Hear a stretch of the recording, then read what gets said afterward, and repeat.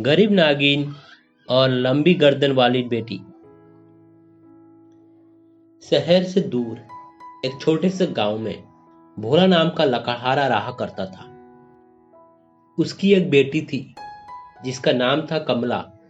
कमला की लंबी गर्दन थी। लंबी गर्दन की वजह से गांव के बच्चे उसे जल्ली कुटी कह के चिढ़ाया करते थे। देखो बच्चे देखो, हमारी दोस्त लंबी गर्दन वाली कमला आ रही है। कमला यह सुनते ही रोते रोते अपने घर चली जाती है। देखो पिताजी, गांव के बच्चे मुझे चिढ़ा रहे हैं। बेटी, तुम गांव के बच्चों से दूर रहा करो। एक दिन कमला अपने घर के बाहर बैठी हुई थी। तभी गरीब औरत उसके पास आती है। बेटी, कुछ खाने का है तो दे दो, मुझे भूख लगी है। कमला उस बूढ़ी औरत को खाना दे देती है। खाना देते ही कमला की लंबी गर्दन ठीक हो जाती है। यह देखकर कमला खुश हो जाती है। देखती है बूढ़ी औरत कहीं नजर नहीं आ रही है। बेटी, तुम्हारी लंबी गर्दन ठीक कैसे हो गई? कमला सारी बात बताती है। सुबह होते ही कमला की गर्दन लंबी हो जाती है। यह देखकर कमला डर जाती है। कमला दुखी होते हुए उस बूढ़ी औरत को तलाश कर रही थी। तभी बूढ़ी औरत उसके पास आती है। बूढ़ी औरत कमला को छूते ही कमला की गर्दन ठीक हो जाती है। फिर बूढ़ी औरत गायब हो जाती है। कमला बूढ़ी औरत को तलाश करती है। तलाश करते करते जंगल की तरफ चली जाती है। देखती है नागिन एक पिंजरे में कैद है।